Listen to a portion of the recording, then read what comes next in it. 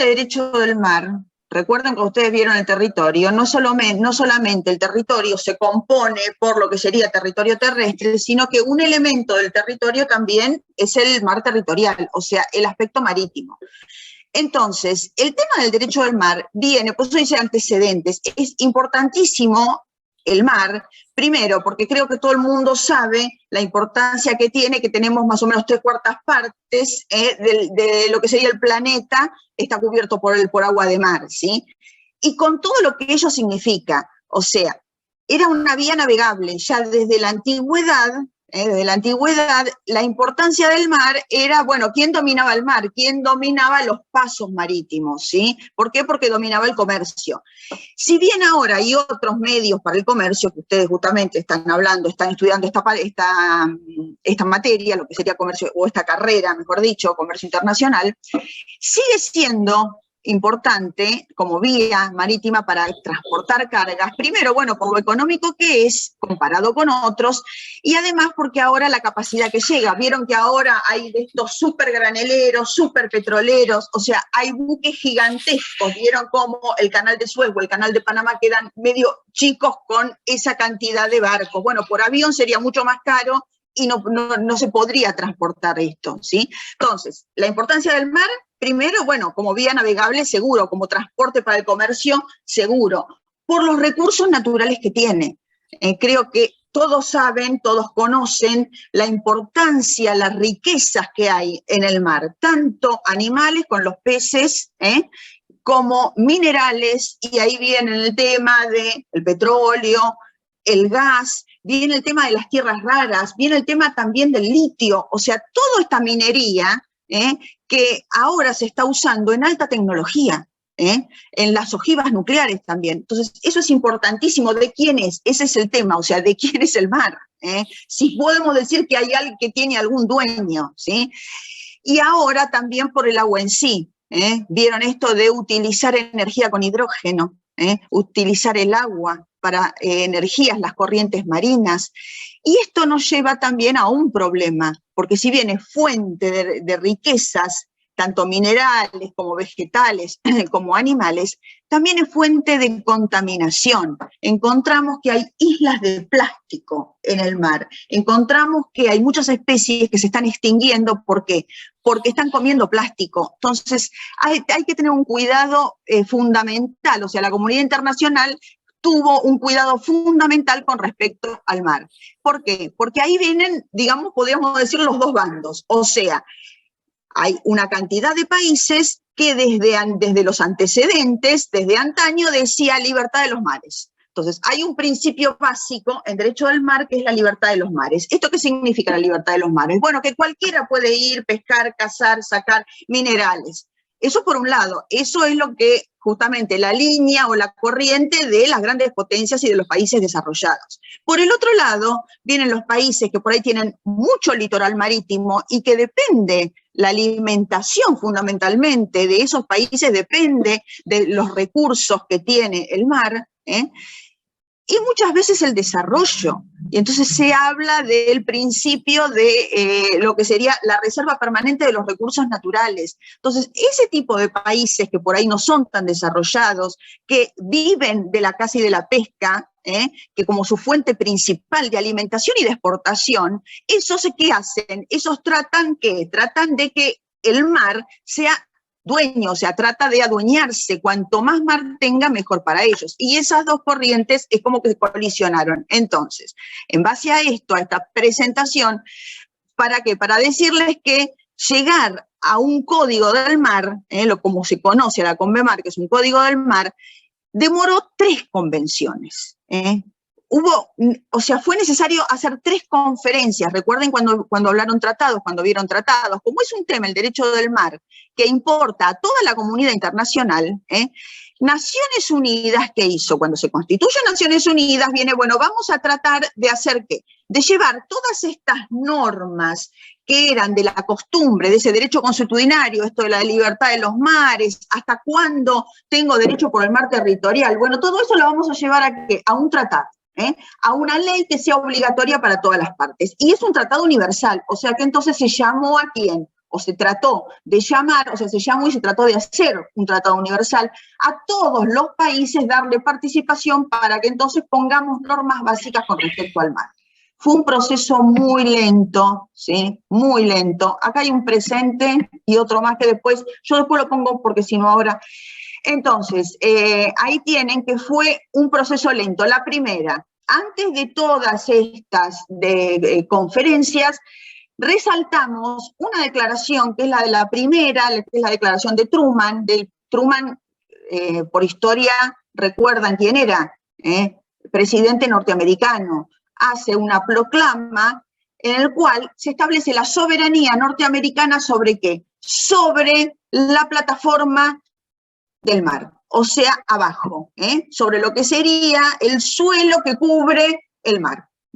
Entonces declaró a determinada profundidad, dijo, bueno, Estados Unidos ejerce su soberanía sobre el lecho y subsuelo del mar hasta tantos metros de profundidad. Esa fue la declaración Truman. Esta fue el primer puntapié para frenar un poco ese principio medio absoluto de la libertad de los mares, de los romanos Mare Nostrum y todo eso. Bueno, le sigue todos los países latinoamericanos y nosotros también.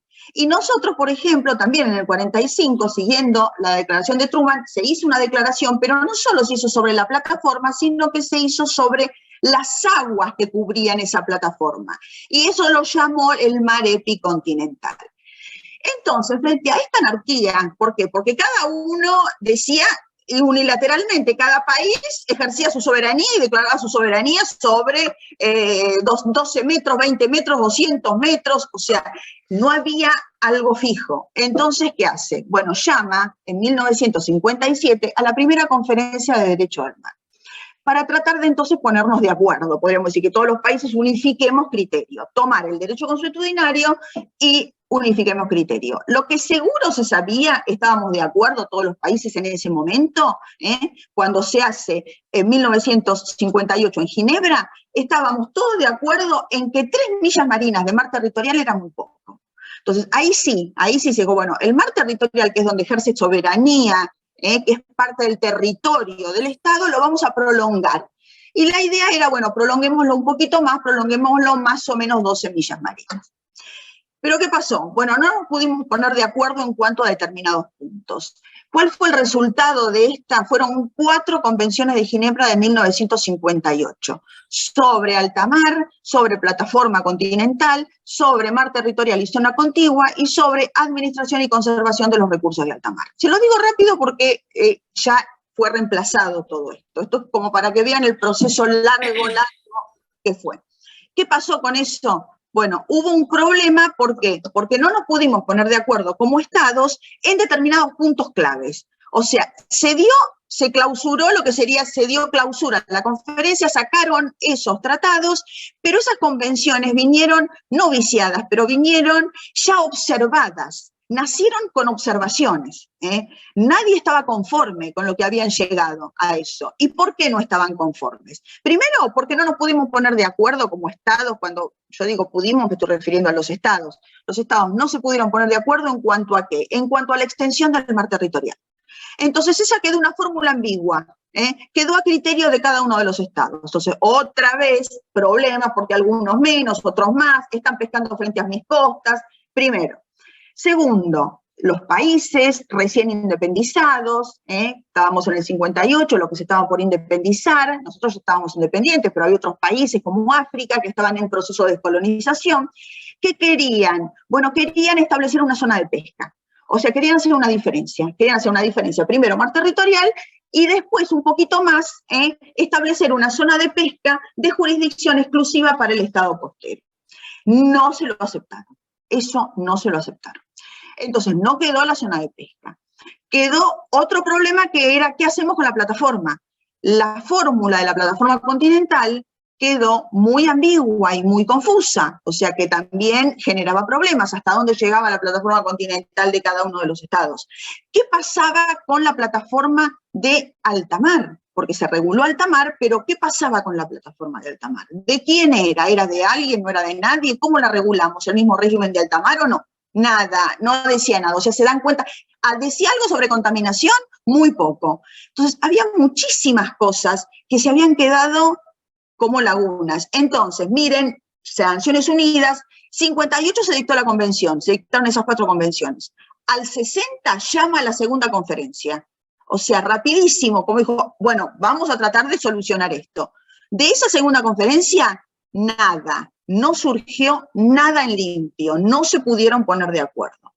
A todo esto, y ahí es donde vienen los nuevos países, estos los no alineados, ¿a qué? A presionar, ¿por qué? Porque estaban en contra del principio de libertad de los mares. ¿Por qué? Porque ellos ahora se habían independizado y no eran una costumbre que ellos tenían, si ellos eran colonia, y estaban justamente en contra de eso. Entonces empiezan a haber declaraciones regionales, declaraciones de las regiones, tanto en América como en África, que extienden un poco más la jurisdicción del Estado ribereño. ¿Para qué? Para proteger sus recursos naturales. ¿Por qué? Porque veían que todos estos grandes pesqueros venían y le depredaban y le sacaban todas las riquezas naturales y no podían hacer nada.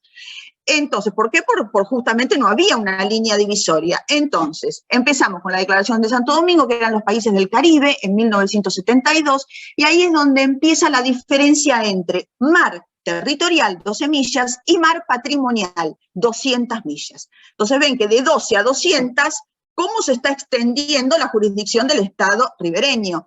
Pero el mar territorial era parte del territorio y el mar patrimonial, el Estado cuidaba con sus recursos naturales, que ejercía no la soberanía política, sino otro tipo de jurisdicción, otro tipo de prerrogativas, que era justamente cuidar su patrimonio, ¿sí?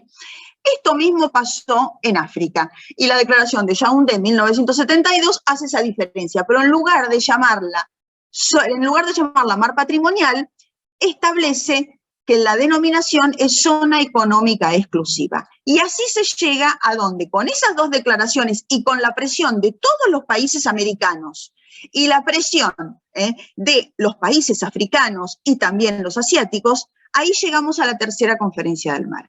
Y en este caso tengan en cuenta que tanto Estados Unidos como Canadá estaban también dentro de las repúblicas latinoamericanas, o sea, estaban de acuerdo con esto de las repúblicas latinoamericanas. ¿Por qué? Porque ellos también tienen mucha extensión de mar y se veían perjudicados ¿por quién? Por los otros países, más que nada por países de Europa que no tenían salida al mar, que venían a sus costas, tanto España como Francia. España tiene salida, pero digo que no tienen tanto amplio litoral, que venían y les pescaban y no podían hacer nada. Entonces ahí contábamos tanto con el apoyo de varias potencias, como de Canadá y como de Estados Unidos. Entonces se llega a la tercera conferencia de Derecho del Mar. Rosa, perdón, ¿podría repetir las millas de mar territorial y mar patrimonial? Sí, igual ahora vamos a decir lo que ahora rige, que fue justamente, de ahí lo toman. Así que ahora no te preocupes porque sí, lo vamos a decir 50 veces porque eso es clave. Son todos antecedentes como para que vean que fue un proceso muy lento y muy largo. O sea, el derecho del mar trajo mucho conflicto de quién, y sigue trayendo, sigue trayendo. Miren que tenemos los chinos enfrente, los barcos chinos, y hay una convención, igual es como que no existiera, o sea, es un tema ese. Pero bueno, vamos a decir qué es lo que dice el derecho y después podrán ver todo lo que pasa en la realidad. Bueno, se convocó en 1973, ¿sí? Ahora, desde que se convocó, 9 años estuvieron discutiendo, miren lo que fue, 9 años, y fue cambiando de sedes, Nueva York, Caracas, ahí tienen todos los lugares donde fueron sesionando los países para llegar a un acuerdo. 9 años, de 1973, dio como resultado, ya se clausuró, o sea, digamos que se clausuró la convención en Montego Bay, que es Jamaica.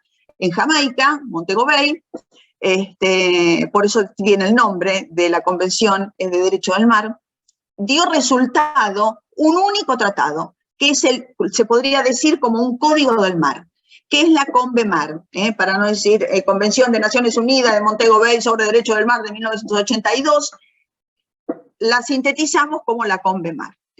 La CONVEMAR se aprobó en 1982, pero como es un tratado multilateral amplio, ¿recuerdan cuando vieron tratados? Es multilateral amplio, o sea que muchos estados tenían que ser parte y se pretendía que la mayoría de estados sean parte de la convención, se le puso, para que entrara en vigor, se le puso una exigencia muy fuerte en cuanto a cuántos instrumentos de ratificación y de adhesión se necesitaban. Recuerden que son términos que ustedes ya saben, que ustedes conocen, ¿eh? Entonces, recién podemos decir que se empezó a aplicar y que entró en vigor en 1994. Entonces piensen, desde 1973 que empezó todo esto, recién se pudo aplicar en 1994, casi 20 años. O sea, fue uno de los tratados que más tiempo de debate tuvo. ¿Qué es lo que tiene ese? Bueno, realmente es un código del mar, tiene todo, tiene todo esto que decíamos, tiene una zona contigua, tiene lo que es la zona, que es los fondos abisales, tiene todo un régimen específico, tiene 17 capítulos, tiene 320 artículos, tiene 9 anexos, crea un tribunal del mar, o sea, crea un tribunal internacional específico para resolver los problemas que suscita la aplicación de esta convención. Pero hay que tener cuidado cómo se la lee. Nosotros no vamos a darla toda porque les digo que es un curso. O sea, dar derecho del mar es todo un curso, ¿sí? Porque no solo para abogados, sino para oceanógrafos. Tiene algunas fórmulas que les digo que son chino básico para nosotros que no estamos en geología, o sea, la isobara, isobata, son determinada terminología que es muy técnica, y entonces, bueno, nosotros vamos a dar un pantallazo general como para que tengan la noción básica de cuántas, estas zonas de mar, de cuáles son las zonas jurisdiccionales y todo eso. Pero cuando ustedes también estudien esto, tienen que tener en cuenta varias cosas. Primero, que cuando uno lee el articulado no puede venir acá a recitar artículos, primero. Por eso tampoco queremos tomárselas a desarrollar o de memoria. Primero porque hay artículos que se contradicen entre sí. O sea, por un lado tenemos lo que dispone en mar territorial o en alta mar, y por el otro lado tenemos lo que dispone en la otra parte, que en la parte 12ª, que dispone el tema de conservación y administración del medio ambiente, de lo que sería el medio marino, de protección de las especies, protección contra contaminación. Entonces, esas cosas hay que compatibilizarlas, porque pareciera que estos artículos, en un lado dicen una cosa y en otro lado dicen lo contrario. O sea, ojo, hay que compatibilizar las distintas partes que tiene esta convención para poder dar, digamos, una explicación coherente. No se contradice, no es que se contradice, sino que la parte de la sección de protección del medio marino le da matices y relativiza la soberanía y las posibilidades que tienen los estados sobre el agua, sobre el mar, ¿sí? Otra de las cosas que tienen que tener en cuenta es que cuando empecemos a hablar de todas las zonas de mar, de todas esas áreas marinas, el tema es que se superponen. Entonces muchas veces uno dice, pero ¿cómo? Siempre empiezan a medirse del mismo lugar. Entonces, pero esto no lo vimos en otro lado, pero esto no es lo mismo. Entonces, ojo, porque las áreas se superponen. Hay entre las determinadas partes, hay artículos que no es que se contradicen, sino que establecen matices o relativizan determinados principios que se establecen por ahí en la primera parte. Y la otra que tienen que tener en cuenta es que recuerdan cuando vieron la clase anterior al parcial, fronteras, límites, recuerdan que el límite, habíamos dicho que era una línea imaginaria. O sea, el límite es un concepto jurídico, y acá lo mismo. Cuando nosotros hablamos de hasta acá llega el mar territorial, es una línea imaginaria que no está en el mar.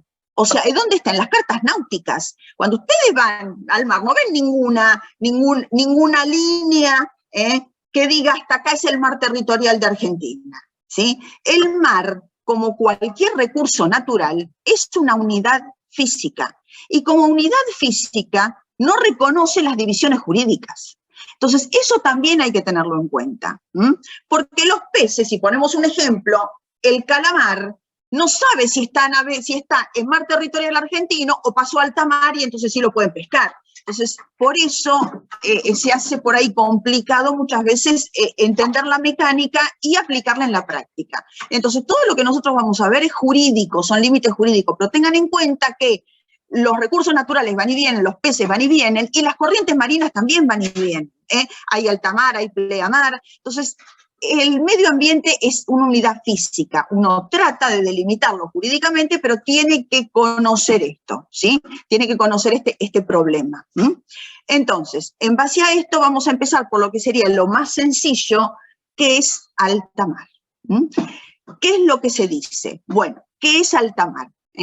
Una parte específica de alta mar, y entonces el concepto lo da, como dice ahí, lo define la CONVEMAR, lo define por exclusión o por la negativa. Nos dice que es la parte del mar o zonas de mar que no son, por eso digo por la negativa, que no son ni mar territorial, ni zona económica exclusiva, ni zona contigua. Si nosotros queremos definirlo por la positiva y decir qué es, y bueno, podemos decir que es toda la zona de mar que se encuentra más allá de las aguas jurisdiccionales del Estado, ¿sí? O sea, es casi todo el océano, si ustedes lo miran, casi todo el océano, hablando de océano Atlántico, de Pacífico, casi todo ese océano es alta mar, sería la calificación jurídica de alta mar. Hay una aclaración que hay que hacer. ¿Por qué? Porque todas estas normas o disposiciones que se establecen en la CONVEMAR lo aclara y dice que se hacen en tiempo de paz. En tiempo de guerra se les da a los estados un derecho extraordinario de policía y de visita sobre los buques. El buque público puede visitar, puede detener y visitar a otro buque que sospeche que está traficando armas o que esté violando un bloqueo. Pero eso es un derecho extraordinario de policía que se le da en tiempos de guerra, no en tiempos de paz. En tiempos de paz rige entonces estas disposiciones de la CONVEMAR. ¿Cuál es la condición jurídica de alta mar? Bueno, no hay ningún artículo que expresamente nos diga en la sección de alta mar ni en otra sección que la condición jurídica es tal. No hay ningún artículo que expresamente lo establezca. Entonces hay distintas teorías que por ahí uno puede barajar y pensar, bueno, a ver, ¿qué podría ser? Bueno, la primera que se le ocurrió a alguien que directamente se desechó fue res nullius. Ustedes saben lo que es res nullius. Y si yo digo que alta mar es res nullius, significa cosa de nadie, o sea que mañana la puede apropiar cualquiera y se puede adueñar de alta mar. Y eso es imposible. Eso está prohibido, y está prohibido por la misma CONVEMAR. O sea que, como en el mismo artículo de la CONVEMAR se establece que nadie puede ejercer soberanía, entonces, sobre ninguna parte de alta mar, entonces la de res nullius se descartó de plano, se descartó de plano. Entonces algunos dijeron, bueno, y decimos que que sea una cosa común, o sea, si bien nadie puede ejercer soberanía, como dice, entonces la ejercen todos la soberanía, o sea, un condominio. Recuerden cuando hablamos de limitaciones y todo eso del ejercicio de la soberanía, ¿y por qué no creamos un condominio? No. Tampoco queremos un condominio, ¿por qué? Porque hay muchos límites por el tema de la contaminación, por el tema de la depredación de las especies. Entonces, no, pongamos límites y frenos al accionar de cada uno de los estados. Entonces, no es tampoco un condominio, nadie es dueño, ni uno ni en conjunto, ¿sí? Ese concepto de dominio no rige en alta mar. Entonces, la doctrina mayoritaria dijo, bueno, vamos a poner que entonces la condición sería res communis usus, o sea, cosa de uso común. Entonces, ahí sí, como solo nadie es el dueño, nadie ni todos son los dueños, entonces la alta mar sería de utilización común para todos, los estados por igual. Y hay una corriente minoritaria que dice, bueno, pero vamos un poquito más allá de lo que sería cosa de uso común. Pongamos que sea patrimonio común de la humanidad. Entonces, si se dice que es patrimonio común de la humanidad, ahí hay otro tipo de régimen, como después vamos a ver cuando veamos en la zona. La zona sería la plataforma y el subsuelo de alta mar. Entonces, ¿por qué la doctrina mayoritaria no dice sí, es res communis humanitatis, como dice esta minoría? Primero, porque no lo dice expresamente, en cambio, cuando veamos nosotros la zona, en el tema de la plataforma submarina y los fondos abisales de alta mar, dice que es res communis, expresamente hay un artículo que establece que es patrimonio común de la humanidad, que es res communis humanitatis, y establece todo un régimen específico para eso, que también trajo un montón de conflictos, pero crea autoridades, crea determinados organismos que dan autorización, que dan concesión, que controlan, que hay que pagar un canon por explotar los fondos marinos de alta mar. Entonces, no es el mismo régimen. En alta mar no se dice eso, no tiene esos requisitos. Entonces, como no tiene todos esos requisitos, cuando hablamos de alta mar, y acá hagan la diferencia, cuando hablamos de alta mar estamos hablando solo de las aguas, el agua, alta mar es agua, ¿sí? Solo hablamos de las aguas. Después cuando veamos espacio aéreo vamos a hablar del espacio aéreo sobre alta mar, pero ahora la Convemar, cuando habla de alta mar, habla de las aguas. ¿Por qué? Porque los fondos marítimos y oceánicos, esos fondos abisales, todo eso está regulado en otro capítulo que se llama la zona.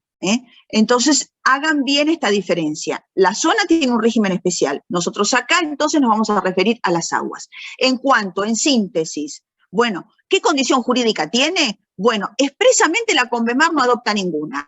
Entonces, acá la doctrina más o menos se dividió y tenemos una mayoritaria, que es más o menos la de los países latinoamericanos, como ya les decía, todos esos anteriores, los que tienen amplio litoral ribereño, que dicen que es cosa de uso común. En cambio, hay una minoría que dice no, entre ellos está Díez de Velasco, que es español, que dice, bueno, no, porque para España siempre viene, muchas veces los barcos están frente a nuestras costas, o sea que hay mucha riqueza en todo lo que es el océano Atlántico, y bueno, y España está atentada por estas riquezas. Entonces, claro, ellos un poco también es como que les conviene más tener esta postura jurídica. Pero bueno, hay una mayoritaria y una minoritaria, pero lo que la Convemar no adopta ninguna de ellas, ¿sí? Bueno, entonces, ¿cuáles son los principios que rigen? Ya está la condición jurídica. Vamos a los principios que rigen alta mar. Bueno, fundamentalmente tienen el principio de no interferencia, se llama así el principio de no interferencia, ¿y qué es lo que dice el principio de no interferencia? Primero, que ningún Estado puede ejercer soberanía sobre todo o parte de alta mar, ¿sí?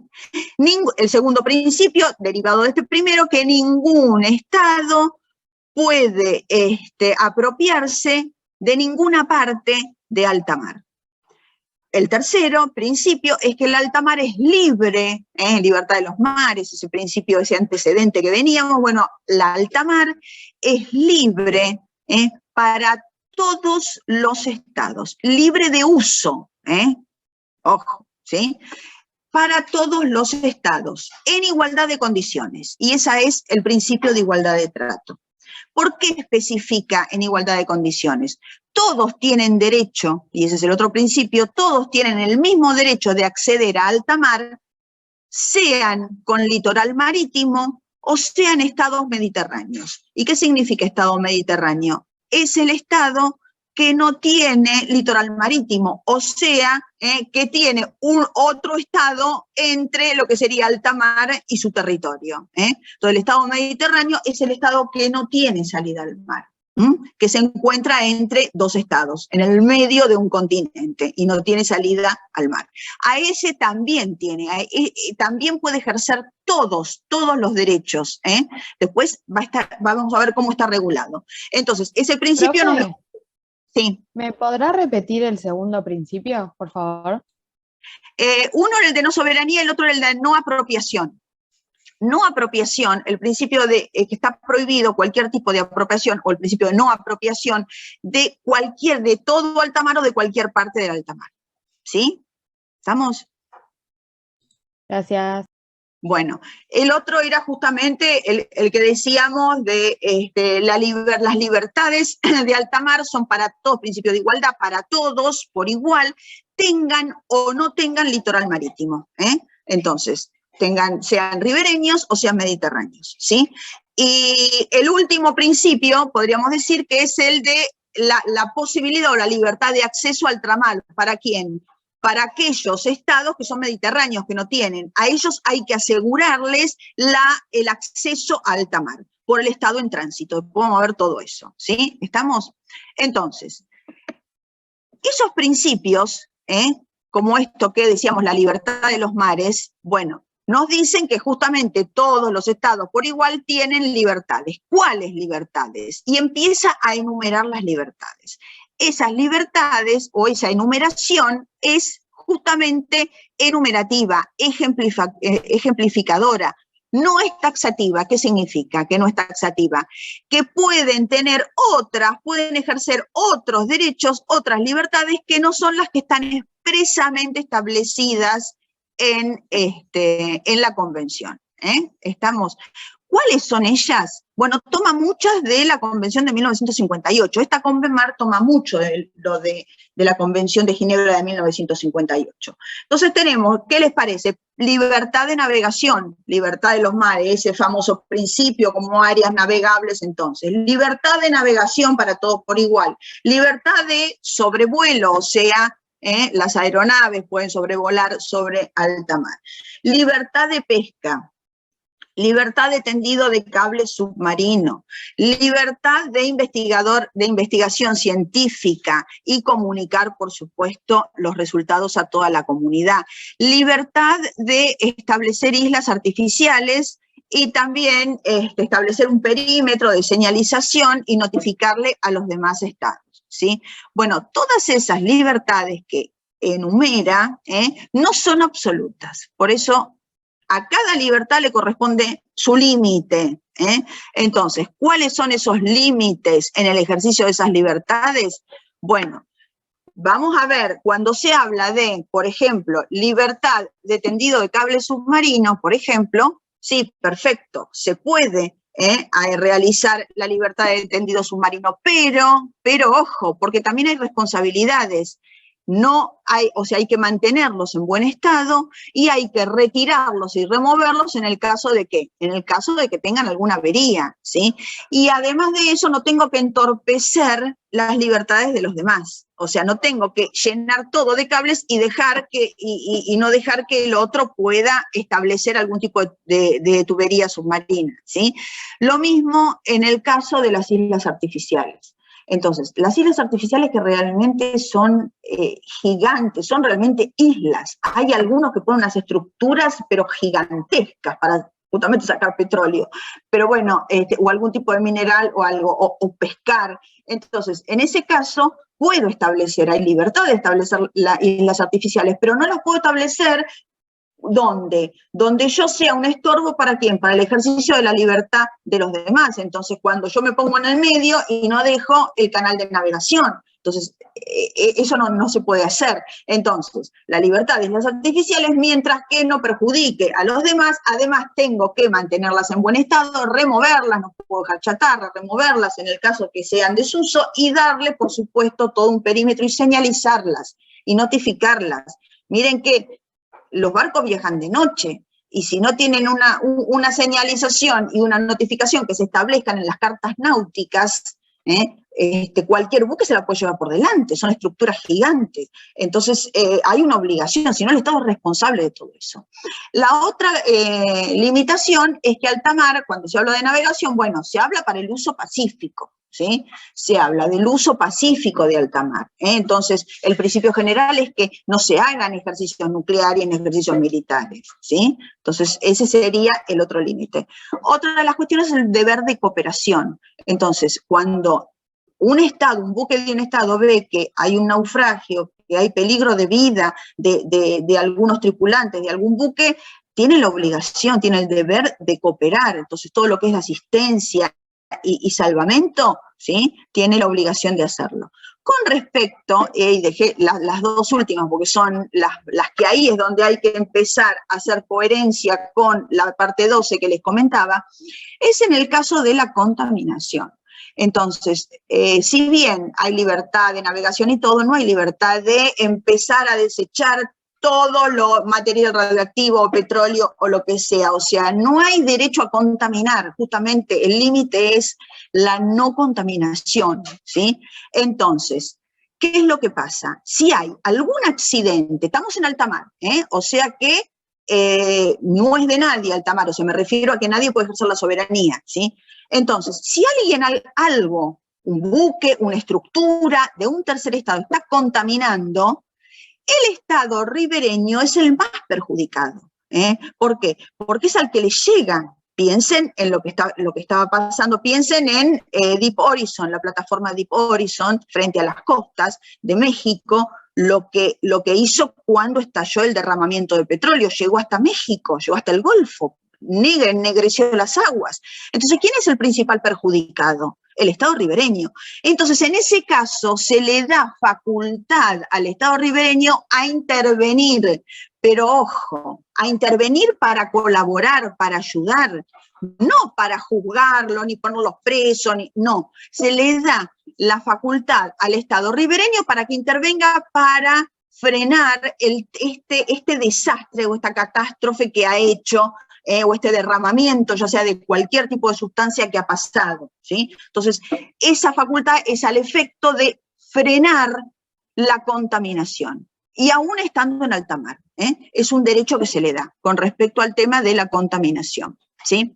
Y después tenemos, en el caso de la pesca, y acá viene el problema, que en alta mar también hay buques que hacen una depredación de los recursos naturales. ¿Y cómo se hace entonces para controlarlos? Porque ahora vamos a ver que el principio general es que nadie puede intervenir con un buque si no sea el buque del pabellón. Nadie, el estado del pabellón es el que lo controla. Entonces, el principio general acá es que los estados tienen obligación por lo que hagan sus buques en alta mar. Entonces tienen que ellos dictar los reglamentos, establecer los controles para que sus buques, los buques que enarbolen el pabellón, que vayan bajo su bandera, cumplan con estos principios de no contaminación o también de no depredar estas especies. Pero muchas veces los estados no cumplen con eso, o sea, muchas veces no hacen un efectivo control. Y otra vez, se ve que el estado ribereño, ¿qué pasa? Ve el estado ribereño que están depredando, están ahí cerquita, están en la milla 201 depredando y no puedo hacer nada. Entonces, en el caso de un grave perjuicio, justamente por contaminación o por depredación, ahí es donde sí puede intervenir el Estado ribereño, ¿sí?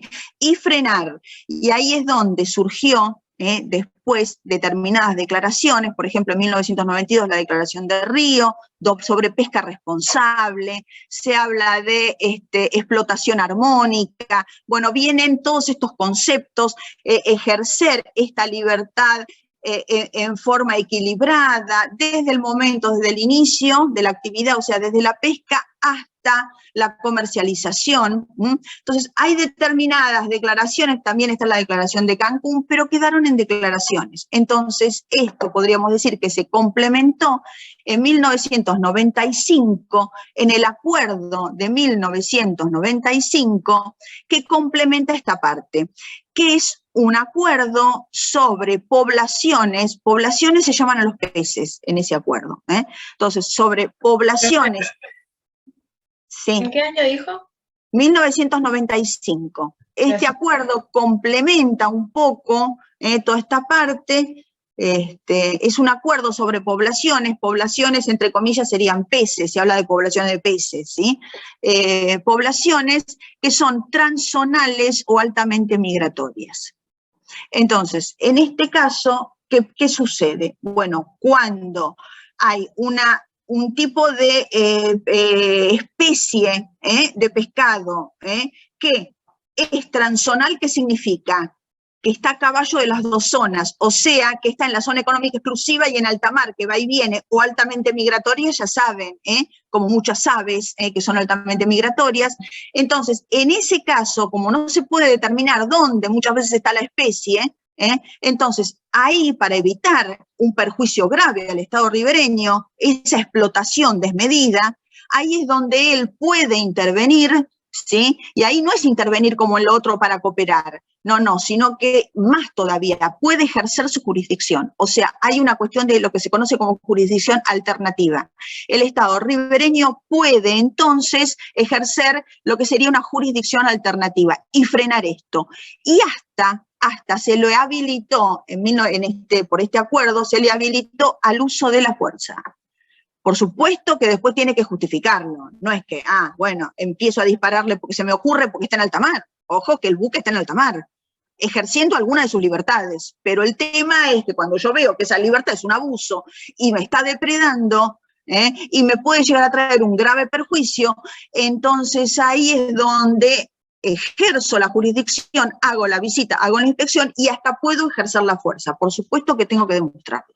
Tengo que demostrar la depredación desmedida, que su Estado no ha hecho nada y que me trae un grave perjuicio.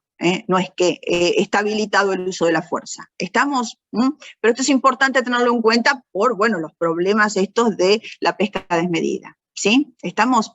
Entonces, ¿cómo llegan o cómo acceden los estados que no tienen litoral marítimo, que son los estados mediterráneos que no tienen litoral marítimo? Entonces, hay toda una sección de la parte de alta mar que nos habla del derecho de paso en tránsito.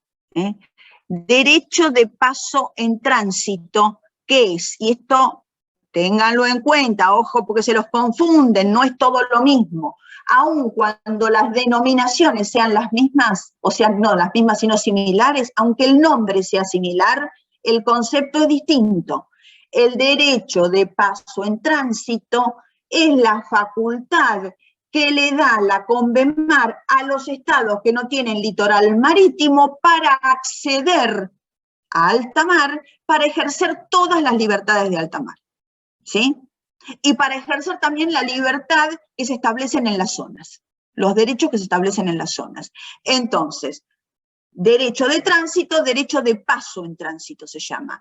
O sea, tiene derecho a atravesar territorio terrestre, o puede ser también de río, para acceder al alta mar, y al mar territorial, y para acceder al alta mar de su vecino, de otro, por el estado de tránsito. Entonces, para ejercer, y ahí lo tienen el derecho de paso en tránsito para explotar los recursos naturales que se encontrarían y ejercer todas las libertades que se encuentran en alta mar, que están establecidas en la Convemar, y para también explotar los fondos marinos, lo que vamos a ver en el tema de la zona. Entonces, la libertad de tránsito se la asegura a través del estado de tránsito, con todos los medios de transporte. Y ahí nos define, a ver, es un poco lógico, y ahí empieza a definir qué significa medios de transporte, qué significa estado de tránsito. Bueno, entonces, estado de tránsito ya un poco lo dijimos. ¿Cuál es el estado de tránsito? Bueno, el estado de tránsito es el estado que se encuentra en el medio, está intermedio, está entre alta mar, ¿sí? ¿Y cuál?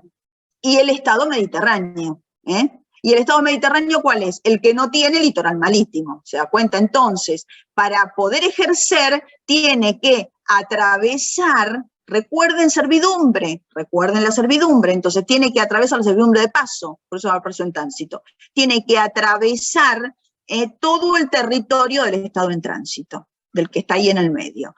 Entonces, ¿cómo lo hace? ¿Cómo atraviesa? Bueno, y ahí viene por todos los medios de transporte que disponga, que le habilite el estado de tránsito. Entonces pueden ser vías navegables, o sea, pueden ser vías navegables de ríos, entonces puede ser, ¿vieron la hidrovía del Mercosur? Bueno, por ahí Paraguay no tiene salida, pero sí puede utilizar la hidrovía, ¿sí? Entonces, ven que puede ser utilizando los barcos a través de los ríos, o muchas veces puede ser por transporte terrestre, ¿para qué? Llevar los buques hasta que se establezcan por ahí en puerto. Y ahí es donde dice, bueno, entonces, el estado de tránsito le tiene que asegurar, ¿y de qué forma? Bueno, eso se hace a través de acuerdos que pueden ser bilaterales entre los dos países o pueden ser regionales, o sea, puede ser que toda una región o una subregión haga acuerdo para que este estado que es mediterráneo pueda tener su salida al mar, ¿sí? Entonces, establece igual determinados derechos mínimos, o sea, todo va a ser regulado por acuerdo entre partes, perfecto. Pero ese acuerdo entre partes no puede violentar ninguno de los principios que a continuación establece la Convemar. O sea, ¿qué establece la Convemar? Establece un piso, menos de eso no se puede acordar. ¿Y qué es menos de eso? Bueno, primero, no puede hacer una discriminación entre los buques de ese estado mediterráneo y otros buques, o sea, igualdad de trato, ¿sí? No puede cobrarle por el hecho del paso, puede cobrarle porque si le da servicios, por ejemplo, de acarreo, de guinche, de servicios en el puerto, ahí sí, pero le cobra por servicios, no le puede cobrar exclusivamente por el paso, ¿sí? Le tiene que cobrar las tasas iguales que le cobraría a cualquier otro buque, no tiene que ser más. No tiene que ponerle un sobrecargo aprovechándose del tema que necesita atravesar ese territorio, ya sea terrestre como marítimo, como lacustre o ribereño, darle más que otros buques de otras banderas, ¿sí? Entonces se habla de la igualdad de trato. Y después también, por supuesto que el Estado tiene que respetar, el Estado mediterráneo tiene que respetar todos los reglamentos, los aduaneros, todas las cuestiones sanitarias, fiscalización, todo que establezca el estado de tránsito, porque si no es muy fácil el contrabando, tú tienes que cumplir todas las medidas sanitarias, fiscales, aduaneras, porque si no estaría contrabandeando, sería muy fácil. Y bueno, lo que se dice es que muchas veces se recomienda, pero no lo exige, pero se recomienda que se establezcan zonas francas, y en el caso muchas veces que suele pasar esto, que los puertos no tengan capacidad para tener una flota mercante de otro país. Entonces, muchas veces hay puertos que sí pueden, son amplios, y el tema de los puertos de aguas profundas, sale muy caro tener un puerto de aguas profundas. Entonces, por ahí yo tengo un puerto de aguas profundas, pero es chico, que solamente es para mi flota. Y si tengo que agregarle la flota del otro estado, bueno, ahí tengo que hacer una inversión. Entonces ahí también se le pide muchas veces colaboración, y ahí también que colabore para acondicionar los puertos, la señalización, bueno, el dragado, el balizamiento, bueno, todo lo que significa esto, ¿sí? ¿Hasta acá está? Entonces, nos queda ahora cuáles son los principios que rigen en alta mar. ¿Por qué? Porque le habíamos dicho que en alta mar nadie ejerce su soberanía, pero el problema es, ¿y si hay un problema? ¿Qué pasa? O sea, nadie aplica su ley, es de tierra que se puede hacer lo que se quiere porque no hay ley. O sea, ¿qué significa? ¿Que nadie ejerce soberanía y nada significa que puedo hacer lo que quiero porque total nadie me controla? No. Justamente el principio general, en frente a la pregunta de cuál es la legislación aplicable y la legislación competente, el principio general es la ley del pabellón, o sea, la ley del estado al cual enarbola la bandera o el cual enarbola la bandera el buque. Entonces, para que un buque enarbole, o sea, hices la bandera de un estado, tiene que tener determinadas condiciones. Entonces, vamos a ver cómo dice ahí, ¿qué es lo que implica? Bueno, enarbolar el pabellón en alta mar significa, primero, que ningún estado de otro, ningún buque de otro estado que no sea el de la bandera, me puede detener, retener, inspeccionar, visitar, embargar. No, ese es el principio general, ¿sí? Y lo mismo, el derecho de policía, ese poder de policía que tiene, ¿quién lo ejerce? Exclusivamente ¿quién? Los buques públicos de la bandera al cual pertenece ese buque.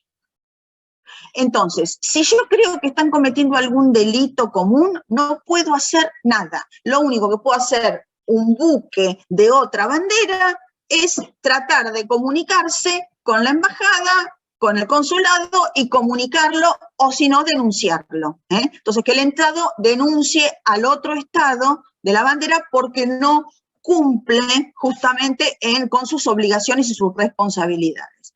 Entonces, ¿cuáles son las responsabilidades? Y bueno, el buque, el Estado que le da la posibilidad de que un buque enarbole su bandera, primero, tiene que, para darle la matrícula, y eso es ordenamiento interno de cada uno de los países, pero para darle la bandera tiene que controlar la flotabilidad del buque, cómo está construido, y el sistema de comunicación. O sea, para darle la matrícula, la habilitación, hacen una inspección. Entonces van inspectores calificados y van y ven, bueno, que está en condiciones de navegabilidad, que tiene todos los compartimentos estancos necesarios, según lo que es el tamaño, la eslora, bueno, y todos los medios de comunicación también, que cuenta con todo lo necesario, y cuenta con las maquinarias adecuadas. Eso uno. Segundo, periódicamente también se lo tiene que ir inspeccionando. O sea, ¿por qué? Para que vaya manteniendo esas buenas condiciones. Entonces, periódicamente se le van haciendo inspecciones para ver que se siga manteniéndose en esas mismas condiciones de navegabilidad. Se tiene en cuenta la dotación de tripulación. Entonces, según el tamaño que tenga el buque, va a necesitar cantidad de determinados marineros, va a necesitar también, bueno, por supuesto, un capitán, bueno, va a necesitar una maquinaria específica. Bueno, la dotación tiene que ser acorde con el tamaño, ¿sí?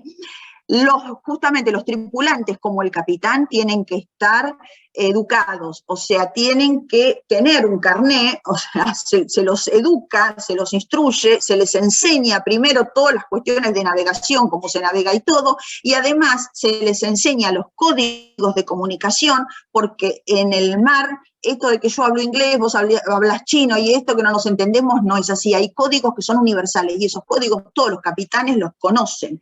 Tienen que conocer también, no solo código de luces, sino códigos de colores. Entonces, hay determinada señalización, hay boyas que tienen, según el color, tienen determinado significado. Bueno, eso es la capacitación del personal. Entonces, tiene que estar todo el personal capacitado técnicamente. Por supuesto, el capitán tiene que estar capacitado para manejar ese tipo de buque. Hay distintos carnets, no cualquiera maneja el mismo buque. Son las implicancias, ¿no?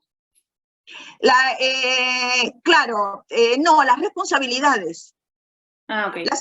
Claro, las implicancias eran jurisdicción, jurisdicción y policía. O sea, para clarificar, las implicancias, ¿cuáles son? Jurisdicción y policía. Significa que nadie, ningún estado que no sea el del pabellón, ¿sí?, puede detenerlo, retenerlo, embargarlo, hacerle visita, ¿sí? Y la otra es que justamente ninguno puede aplicar su ley. ¿Estamos?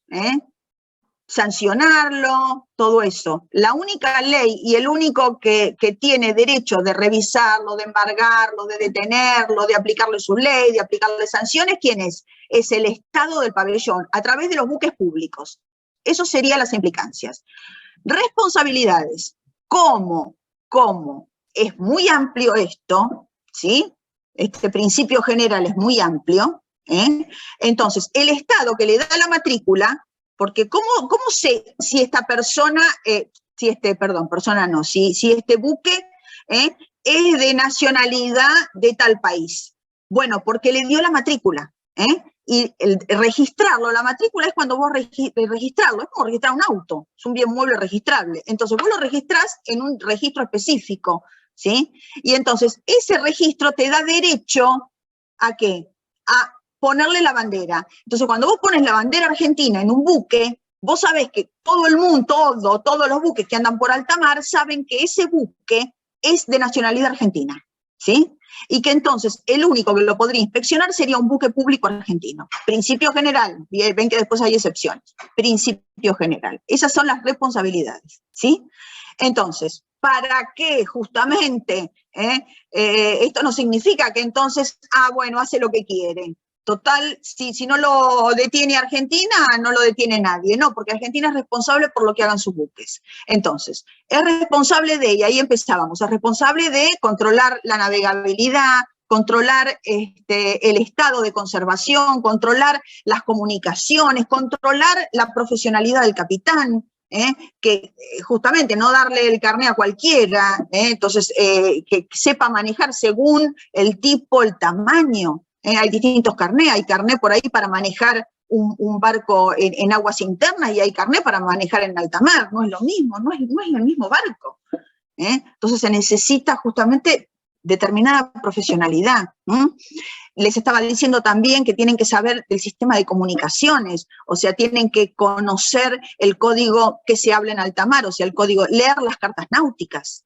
Entonces, saber si, yo estoy entrando en el mar territorial de uno, bueno, tenés que leer la carta náutica, no puedo decir, yo no sabía que era tu mar territorial, está todo señalizado, pero no está señalizado en ese momento, se dan cuenta, no está señalizado en el mar, está señalizado, para eso están las cartas náuticas, hay que saber leer las cartas náuticas, las cartas de mareas, bueno, todo un profesionalismo que por ahí a nosotros nos excede, porque por ahí ninguno de nosotros es capitán, no sé si por ahí alguno es capitán, pero bueno, es todo y además tienen que conocer la Convemar, justamente. Es fundamental esto. Entonces, es responsable de eso, ¿sí? El Estado costero, ¿sí? O el Estado que le da, perdón, el Estado que le está dando justamente esto, ¿no? La bandera. Obligaciones, bueno, tiene que ver con lo que recién dijimos de pesca y de contaminación. ¿Qué obligación tiene el Estado? Bueno, en este caso tiene que, si bien hay libertad de pesca y todo esto, tiene que dictar reglamentos para evitar que sus buques hagan una depredación en alta mar. Y esos reglamentos tienen que ser conformes ¿a qué? Bueno, esos reglamentos tienen que ser conformes al tema de los estándares internacionales. ¿Y quién hace los estándares internacionales? Bueno, hay una asociación de pesca internacional que es la que, hay una organización internacional de pesca que es la que da determinados estándares internacionales. Entonces, es como un modelo que los estados tendrían que seguir para controlar a sus buques. ¿Sí? Bueno, esto sería todo muy lindo, pero sabemos que en la realidad no es, porque la discrecionalidad igual está en ¿dónde? Sigue estando ¿dónde? En el estado de la bandera, en el estado del pabellón. O sea que en definitiva se esfuerza mucho la Convemar, pero en definitiva terminamos ¿dónde? En el estado del pabellón, hablando de todas estas responsabilidades, obligaciones y todo, de no contaminar y de todo esto, pero en definitiva no hay un organismo que haga el control, un organismo que esté por encima de los estados que puede hacer ese control, ¿sí? En realidad, lamentablemente no. Entonces, nos quedaría este problemita. ¿Cuáles son las excepciones si ya son las -5? ¿Cuáles son las excepciones? Porque ese es el principio general. Entonces, todo es muy amplio, hasta que dijimos, bueno, hasta acá pongo el límite. ¿Dónde lo frena? ¿Qué es lo que frena?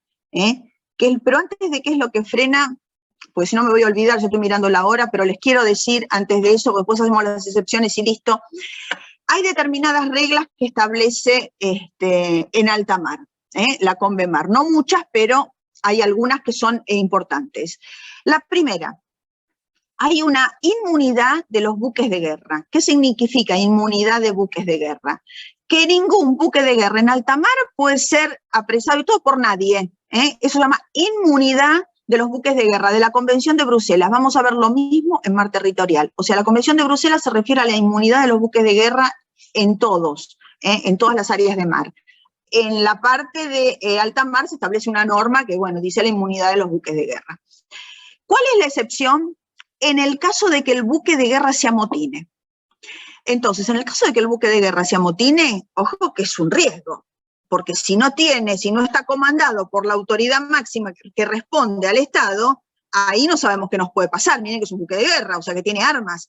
Entonces, en ese caso se lo trata como un buque pirata, que estaría dentro, ahora vamos a ver las excepciones, por eso me acordé. Entonces, buque de guerra, inmunidad, intocable, salvo en el caso de amotinamiento. En el caso de amotinamiento se lo trata como un buque pirata. Y ahora lo vamos a ver qué implica, buque pirata. Otra de las cuestiones es el caso de que un buque navegue con 2 banderas. Entonces, si me conviene, levanto una bandera, y si no me conviene, bajo esta bandera y hizo otra. Entonces, en ese caso, si está con 2 banderas en alta mar, no en mar territorial, por favor, porque se viven confundiendo con esto. En alta mar, un buque que tenga 2 banderas, que la sube y baja como se les convenga, ahí es considerado un buque sin nacionalidad. Y si es un buque sin nacionalidad, cualquiera lo puede detener. Ahí sí, porque no hay un Estado que lo controle. Entonces, sin nacionalidad, ahí sí. Cualquiera. Y otra de las cuestiones es qué pasa con los abordajes en alta mar. Cuando la palabrita abordaje, se habla de abordaje, no es lo que uno tradicionalmente ve en las películas de piratas, sino que abordaje se lo llaman a los accidentes. En derecho marítimo, un abordaje es cuando chocan, colisionan o hay algún accidente entre 2 buques. Si hay algún accidente entre 2 buques de la misma nacionalidad, o sea que enarbolan el mismo pabellón, no hay ningún problema porque ¿quién va a resolver el conflicto, a ver quién tuvo la culpa? El Estado de pabellón.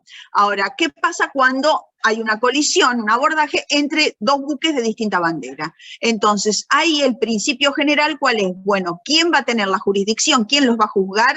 Bueno, el del buque que embistió al otro, o sea, el del buque que no cumplió, que violentó la norma, ¿sí? Y en el caso de que el capitán de ese buque sea de otra nacionalidad, ahí puede optar entonces por ser el estado de la nacionalidad del buque, o sea, cualquiera de los dos, del estado de la nacionalidad del buque o del estado de la nacionalidad del capitán si no es la misma, ¿sí?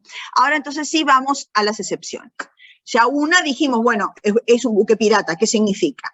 Entonces, excepciones a este principio general. Recordamos que el principio general, ¿cuál era? Bueno, digamos que solo puede ejercer jurisdicción y se le aplica la ley del Estado que le dio la matrícula, o sea, del Estado de pabellón. ¿Cuáles son las excepciones y qué significa? Bueno, significa que en determinadas situaciones la Convemar habilita que cualquier buque público, cualquier buque público lo detenga, lo retenga y lo juzgue. ¿En qué casos? Bueno, 2 casos fundamentales que están establecidos expresamente en la Convemar. Delitos ius gentium, o sea, delitos contra la humanidad. En el caso que desde un buque, de una bandera, se esté cometiendo un delito de lesa humanidad, un delito contra la humanidad, ahí cualquier buque público que lo vea, no solo tiene la posibilidad, la facultad, tiene la obligación de detenerlo. Lo detiene, lo escolta y se lo lleva a su país para juzgarlo. ¿Cuáles son esos delitos? Bueno, los enumera la Convemar. O sea, lo que es trata de blancas, trata de esclavos, tráfico de estupefacientes, ruptura de cables submarinos y piratería. Entonces, ¿cuál es el delito de piratería? Bueno, el delito de piratería, creo que todos más o menos cuáles son las condiciones para que se produzca el delito de piratería. Bueno, primero tiene que haber un acto de violencia ilícita, o sea, tiene que haber una agresión, y tiene que ser ilícita, no tiene que ser que yo me defendí porque me agredieron. Acto de agresión que sea ilícita, fuerza, puede ser contra el buque como contra sus pasajeros, ¿sí? También tiene que haber toda una cuestión de una razón de tipo personal, o sea, tiene que haber una razón, una causa, puede ser ya sea por venganza como también puede ser por una cuestión de codicia, por robar, por dinero, ¿sí? Pero tiene que haber algún tipo de causa o razón personal. Y tiene que estar en lo que sería alta mar, porque en el mar territorial, después lo vamos a ver, pero en el mar territorial, ¿quién ejerce la jurisdicción? El Estado justamente, ahí ejerce, en el mar territorial ejerce su soberanía, entonces ahí es donde ejerce su jurisdicción. Entonces esas serían las condiciones para que se dé el requisito de piratería. Entonces, si hay una cuestión de piratería, entonces sí, cualquier buque público lo detiene, lo retiene y lo juzga, se lo lleva. O sea que un buque de guerra, se dan cuenta, un buque de guerra amotinado, por supuesto otro buque de guerra, porque si no, ¿cómo lo va a detener? Cualquier otro buque de guerra de cualquier otra nacionalidad, ¿qué hace? Lo agarra, lo retiene, lo detiene y se lo lleva para juzgar, ¿sí? ¿Cuál es la otra? Ahí lo tienen el hot pursuit o la persecución en caliente o la persecución ininterrumpida. ¿Cuándo se configura? Bueno, se configura cuando hay un buque de una bandera extranjera que está cometiendo una infracción, ya sea en aguas jurisdiccionales, mar territorial, zona económica exclusiva o zona contigua. comete alguna infracción en aguas territoriales o en aguas jurisdiccionales, mejor dicho, en aguas jurisdiccionales de un Estado, y se da la fuga, no quiere detenerse. Entonces comienza la persecución en aguas jurisdiccionales y llega hasta alta mar. Supuestamente se tendría que detener, no lo puede retener si el otro llega a alta mar. Bueno, en este caso sí, en este caso se habilita que siga la persecución todo alta mar, ¿hasta cuándo? Bueno, hasta llegar a las aguas territoriales de un tercer Estado o del Estado infractor, al cual pertenece el buque infractor. Ahí se tiene que frenar, porque ahí, recuerdo como usted dice, ahí no puede entrar, bueno, como poder puede, pero si puede estar violando el mar territorial de otro si lo captura ahí, no puede ejercer su jurisdicción ahí, en el mar territorial de otro, ¿se dan cuenta? Entonces, ojo con eso. Uno les dice lo que dice la norma dice esto, entra al mar territorial de otro, ahí me tengo que detener y tengo que pedir a las autoridades que lo detengan y que me lo entreguen. Entonces, no puedo ingresarlo. Ahora, si lo ingreso, bueno, está bien, soy responsable, y sí, de hecho hay tantas cosas que se hacen, pero bueno, el de derecho no se tendría, no se podría hacer, ¿sí? Estamos, y agregamos una última, una tercera, que no está en la Convemar, pero recuerden que es el acuerdo de 1995, que en el caso que de estas poblaciones transzonales y altamente migratorias, y el Estado ribereño ve que en la zona de alta mar, que es aledaña, está bien cerquita, ven, es la milla 201, en el caso de, sería alta mar la milla 201, y entonces hay buques extranjeros que están depredando, entonces ahí hay una jurisdicción, hay una posibilidad de ejercer su jurisdicción, lo que se conoce como jurisdicción alternativa. Es muy tibio esto, porque no se le da la potestad, es jurisdicción alternativa, pero por lo menos algo más hay, que por lo menos vaya, trata de detenerlo, o por lo menos haga alguna señal o algo, pero saben que el principio general es que es muy difícil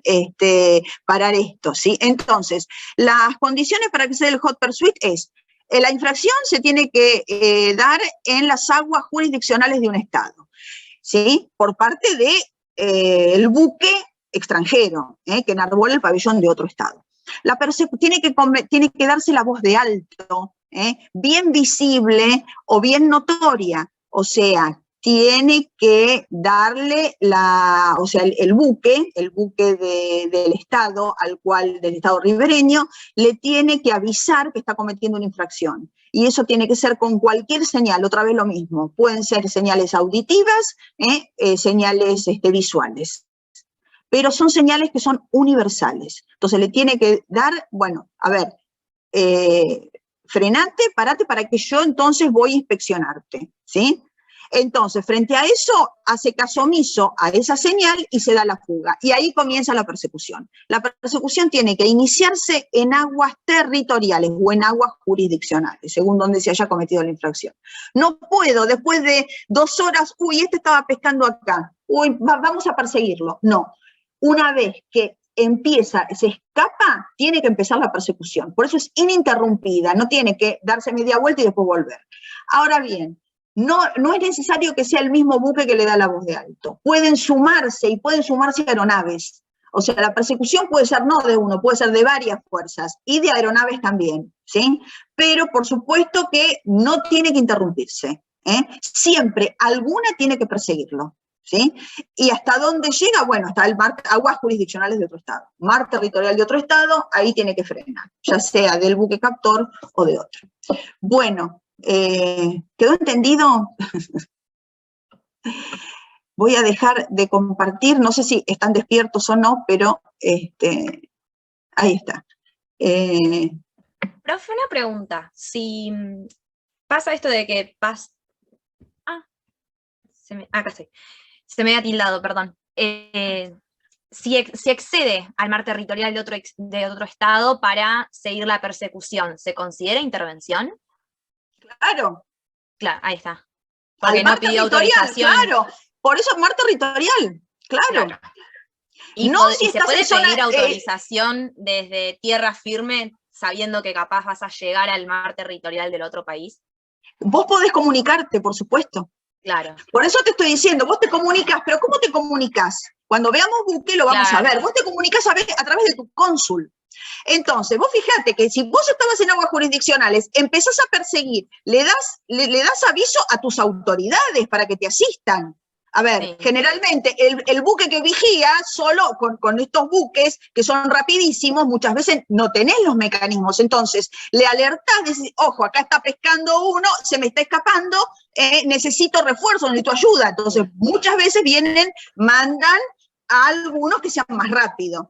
Generalmente el infractor es más rápido. Entonces, vos ves, mirá que alta mar no es algo chiquitito. A ver, estamos hablando de extensiones largas, o sea que tenés bastante tiempo para decir con las cartas náuticas, otra vez lo mismo, vos conocés, más los militares, estamos hablando de que en algunos países, nosotros es prefectura la que, y esto por favor no piensen que estoy mereciendo prefectura, pero digo que por ahí en otros países es la policía, son los militares. Por ejemplo, en Brasil es la Marina de Brasil la que te está monitoreando en el mar territorial. Entonces tienen también otra logística, y bueno, y ahí es donde, y tienen por ahí otro rigor, no sé, y entonces ahí se comunican ellos mismos, o el Estado se comunica con el cónsul extranjero. Cuando vos ves que va enfilando para determinado lugar, ahí tenés que pedir asistencia al cónsul. Y el cónsul se comunica para decir, bueno, miren, a ver, hagamos algo, y si no, denme autorización. ¿Sabés cuál es el problema? Que por lo general no van a un tercer estado. ¿A dónde van? Se van a refugiar en las aguas territoriales propias. Y ahí sonaste. Ahí, cuando se te refugian en las aguas territoriales propias, ahí es más difícil que te lo entreguen. Ahora sí, profe, muchas gracias. Y sí, es verdad, porque ahí ya el otro estado también los refugia más, porque son sus propios buques. Es que generalmente los cobijan, a ver, generalmente no es que, a ver, esto no es que, vieron cuando dicen parecían, como el año pasado, ya aparecían islas que estaban pescando, que eran buques de noche.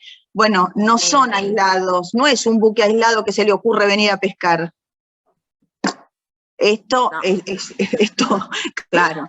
Y generalmente tenés una especie de complicidad total, y bueno, viste. Sí, a veces hasta incluso está contemplado por el mismo Estado y todo, y bueno, es complicado. Sí, es complicado. Por eso les digo, una cosa es cierto, lo que dice la Convemar, trata y todo, y otra es lo que nos está sucediendo, lo que nos pasa en la realidad, ¿sí? Por eso siempre hay que mirarlo, siempre con el ojo de, bueno, lo que dice la ley y lo que pasa en la realidad, y ver que pero por eso es tan difícil, por eso fue tan difícil y sigue siendo difícil, por eso son los acuerdos complementarios y todo eso.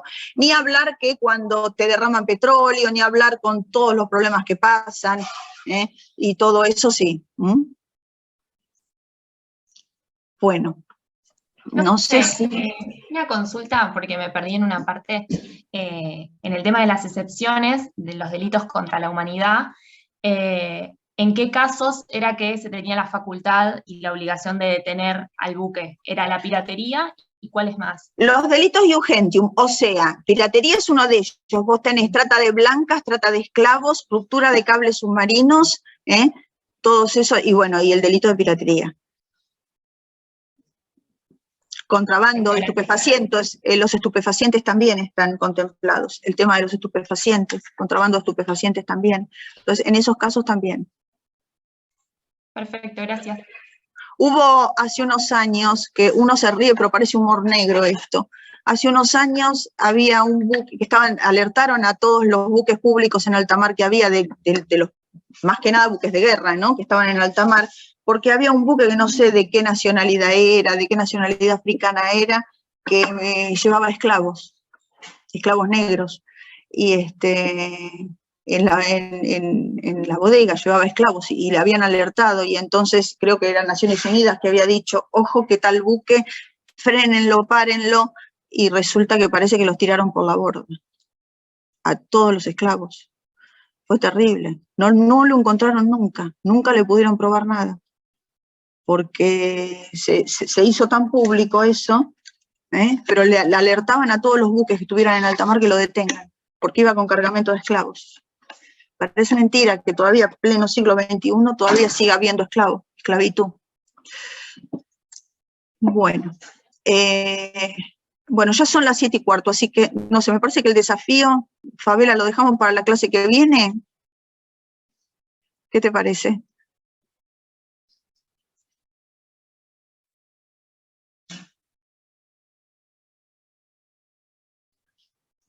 Y cerramos ahora, ¿eh? Y hacemos un desafío de todas las zonas de mar, o sea, una de alta mar, una de mar territorial, otra de zona, ¿te parece? Porque ya son 7:15, me parece que es un poco tarde, ¿no? Profe, ¿no es mejor que lo hagamos ahora? Porque después con lo otro se nos va a mezclar todo. ¿Se te va a mezclar? Sí. Y aparte ahora ya lo tenemos fresco. Bueno, entonces, bueno, yo lo que pasa que, sirve para aprender, porque yo pensé que iba a llegar con alta mar y les puse, creo que que iba a llegar con mar territorial, ya se me está mezclando todo, que iba a llegar con mar territorial y les puse 2 de mar territorial. Pero si quieren lo hacemos y de paso aprendemos. ¿Sí? ¿Les parece? Sí. Dale, profe. profe. Bueno, De acuerdo. a ver. ¿Dónde está? Vamos a copiar el link y ahí está. Bueno, los que quieran, mientras tanto, voy pasando ahí está. Voy pasando los presentes. Ahí tengo, no sé si los anotaste, Fabela. Melian Sofía dice que pudo ingresar a la clase recién.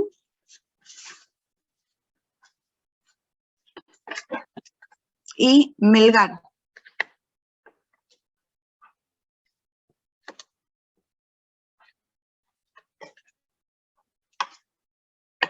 Ahí está.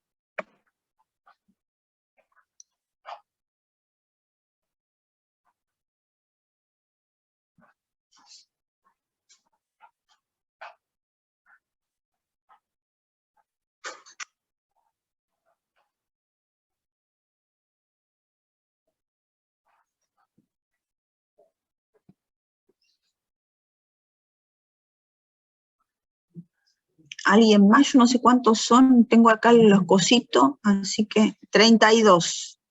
¿Alguien más o ya estamos todos los que queremos jugar?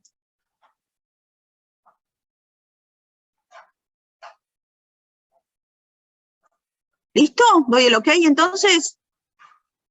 Sí, profe. Bueno, vamos. A ver. La condición jurídica de alta mar según la Convemar, recuerden, si la Convemar dice algo sobre la condición jurídica de alta mar, si es res nullius, res communis, res communis usus, res communis humanitatis, o no establece expresamente ninguna.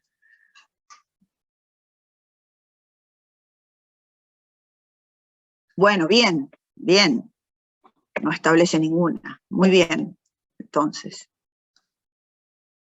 Bueno, ahí tenemos los parciales. Vamos a seguir con la segunda pregunta. Ahí está. Vamos.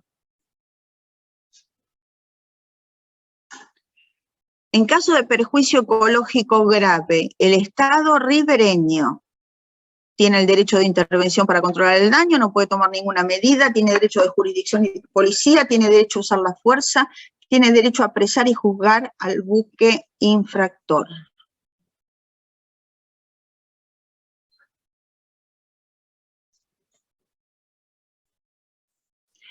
Intervención, intervención por el deber de cooperación para evitar que se siga expandiendo. Es distinto de la de pesca. Una cosa es el tema de contaminación y otra cosa es el tema de pesca, que era distinto. Bueno, vamos ahora sí creo que vienen, no me acuerdo si esta es de alta mar o no. ¿De qué es esta? Alta mar. Bueno, la ley aplicable y la jurisdicción competente, ¿por quién es ejercida? Cualquier buque de cualquier estado, los buques de guerra de los estados, buque público del estado de pabellón como principio general que admite excepciones, buque de pabellón como principio general que, le puse lo mismo, que no admite sería. A ver, como principio general que admite excepciones, no, que no admite. Bueno.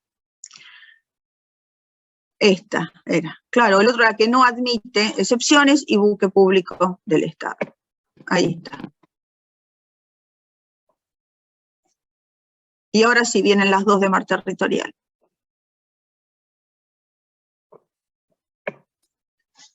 ¿Las dejamos para la clase que viene o las hacen ahora? Bueno, entonces nos quedamos con lo que sería estas tres. Claro. Nos quedaríamos con, a ver, vamos a ver la diapositiva anterior, a ver cómo son. Entonces, directamente ponemos los 10, los 10 mejores, porque no vamos a tener por lo menos acá un ganador, si no, tengo que ver si lo puedo eliminar y me aparece una ganadora o un ganador. Bueno, Noelia, entonces Noelia Vitortas serías la ganadora. Voy a ver si puedo hacer que te aparezca como ganadora, si ponemos los ganadores y ponemos las 10, lo de los 10. ¿Y Aime quién es? Aime sería Guerra, ¿no? ¿Sería Guerra Good? Sí. Pues ya. Ah, bueno, listo entonces, ya está. Bueno, entonces ya está. Vamos a terminarlo. Ahí está, vamos a terminarlo y bueno, entonces las del mar territorial quedarían para la clase que viene, ¿sí? Bueno, listo, entonces